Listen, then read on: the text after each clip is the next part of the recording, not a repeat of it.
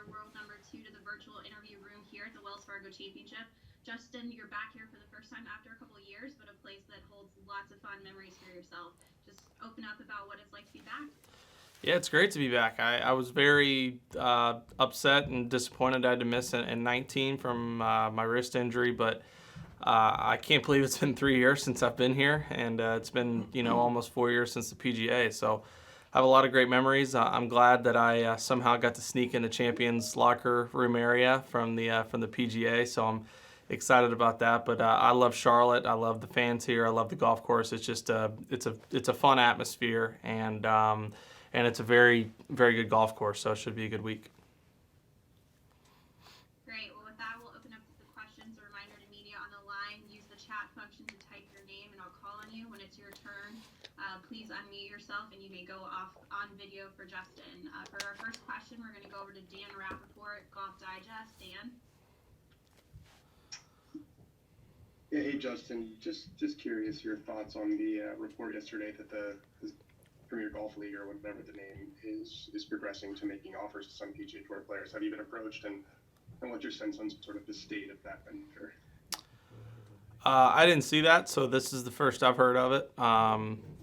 But I haven't heard anything personally, so again, I don't have much interest. I mean, I love it out here on the PGA Tour, and we're very fortunate to get to go to some unbelievable places and play for a lot of money and to have an opportunity to grow our brands and grow the game of golf. And I'm very content and very happy with everything how it's going here. So again, I hadn't heard of anything. I don't really know what the article said or what the word was, but I haven't been told. So maybe I'm not of interest to them, and I guess which doesn't really make a difference to me.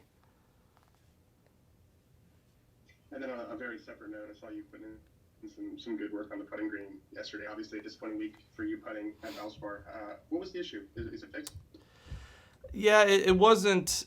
It wasn't like something was really that off. I hit a lot of really really good putts, a lot of quality putts. I mean, everything fundamentally was pretty good. It's just the ball wasn't going in. You have weeks like that, but obviously it doesn't get that bad very often, and hopefully not ever. But it was just one of those weeks where I felt like I was stroking it well. I felt good over the putter on Thursday and Friday, and just nothing went in. And then I was kind of getting into some of my old tendencies of opening the putter face a little bit too much going back, and then I have a tendency from there to drag it a little bit or have a hard time timing it upright to get the club face square or putter face square. And so that's just something I was fighting a little bit, maybe over the course of the week in terms of some misses, but overall as a whole, I felt like they're very difficult greens to read. You have a lot of grain that kind of goes opposite of the slopes and a lot of subtle ridges.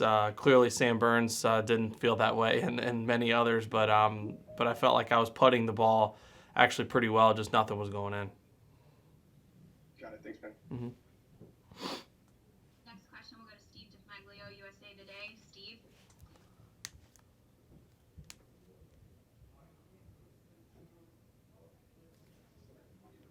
Justin, at the PGA Championship, they're going to allow rangefinders. Do you think that'll have any major impact on how that tournament's played and how you specifically will deal with it?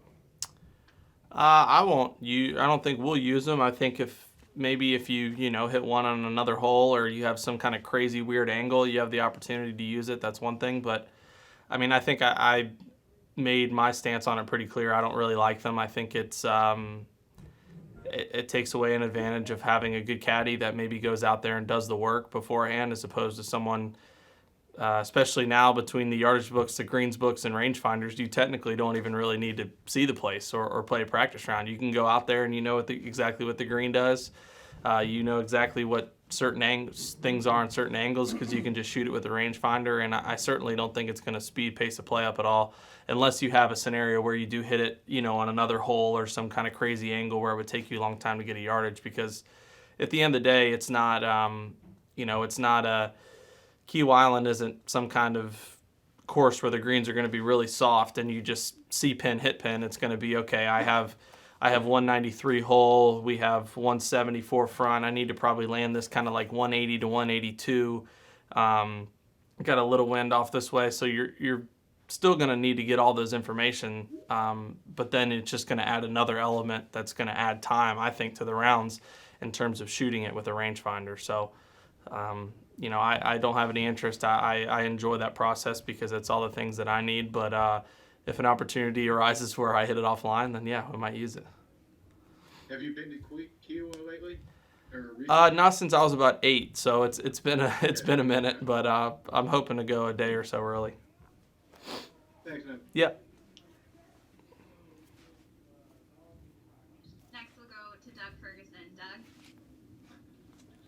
Young Squire, last year was kind of screwed up for a lot of reasons, so we're kind of in year 2 of this program, but have you noticed anything, what it's like to go from Masters to PGA without, really having much time to breathe, and then you turn around and the U.S. Open's right on the heels. This move to May, what did you make out of it in 19, and are you feeling any differently this year?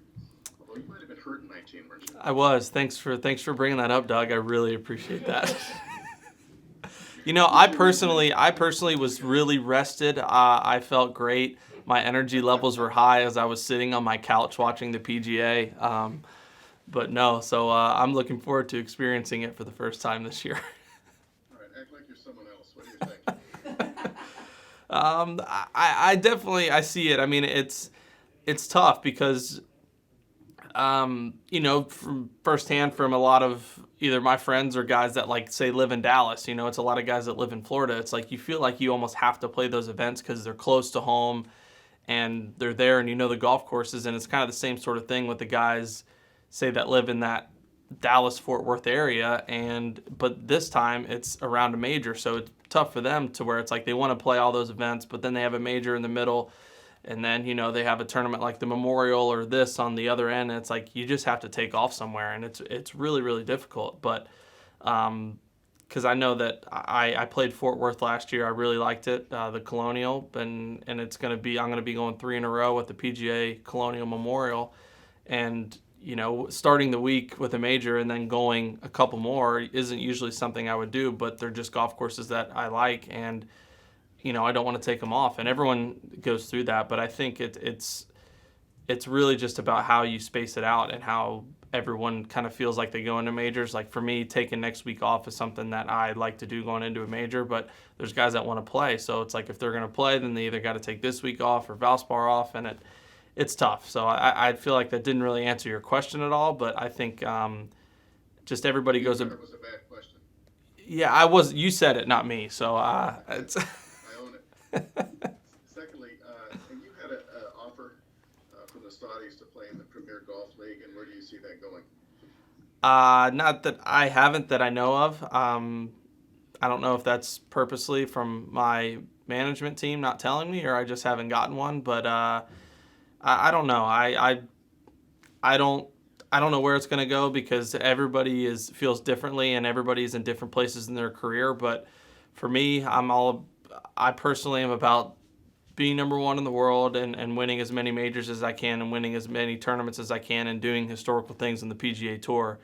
And if I was to go do that, then all those things go down the drain and I can't do that. I feel like I have a great opportunity to make a huge name for myself on the PGA Tour and continue to grow my brand and grow the game over here. And yeah, I love the international side and being able to travel, but I can do that away from PGA Tour events. I don't feel the need to completely up and leave the PGA Tour because not only have they been great to me and everybody else, but we have it pretty good here, and I do understand that and respect it. And so I don't know. Everybody feels differently, and again, they're in different stages in their career. But I feel like the next 10 years of my career could really be my prime, and I want to take advantage of it here.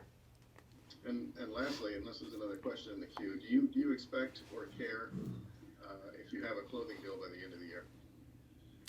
I think that's pretty self-explanatory. The fact that I still don't have one. I'm focused on playing good golf and trying to get back in the best form I can. And whenever that's meant to be, it'll happen. And we've been fortunate to have a lot of opportunities and a lot of really cool opportunities with different brands, and I've been very thankful and grateful for that. But at the end of the day, I'm not waking up in the morning wanting to do something right away, and I'm just wanting to go play golf. So, there'll be one day when I'm ready for that time, and, whether it's in a week or a year, that's when it is.